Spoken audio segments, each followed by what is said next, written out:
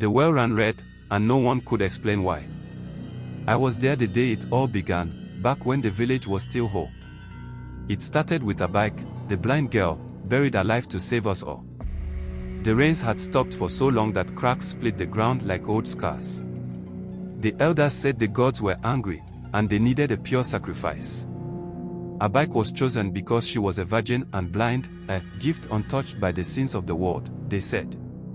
I was 12 then, just old enough to understand what was happening but too young to stop it. Everyone gathered near the sacred grove. The elders stood in their red and white robes, their faces grave. Abike's family begged, wept, screamed, but no one listened. When they dragged her out, tied and shaking, her cries pierced the air. I didn't do anything, she kept shouting. Please don't do this. No one answered her. They didn't have to. They laid her in the pit as the drummers beat their hollow rhythm. The whole village watched as dirt rained down, first on her legs, then her chest, and finally her face. She kept crying out, even after the earth muffled her voice.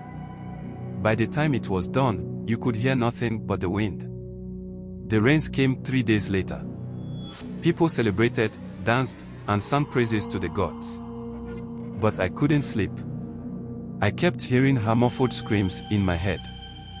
Then, the strange things started happening. First, it was the animals. Cows, goats, and chickens began to vanish overnight. When people went searching, they found their bones scattered at the edge of the grove. Some said it was a leopard, but the hunters never found tracks. Then, the children fell sick. It started with fevers, then boils, then coughing up blood. My little brother was one of the first. We buried him under the baobab tree, just like many others. The worst came 2 months later, when the well turned red. I was one of the first to see it. Mama sent me to fetch water at dawn. When I lowered the calabash, it came back dripping thick and dark, like blood. Soon, no one could deny it, the land was cursed. The elders called another meeting. They said it must be witchcraft or someone breaking the gods' laws. But we all knew the truth. Whispers spread like wildfire. People started pointing fingers at the elders, saying they were wrong to bury Abike, that the gods were punishing us for the injustice. One night, I heard someone crying outside our hut. When I peeped through the cracks, I saw a figure near the well, bent and trembling. It was Abike's father. He was muttering something, almost like a prayer, but the words were bitter, angry. "Why did you take her?" he whispered. "She was innocent."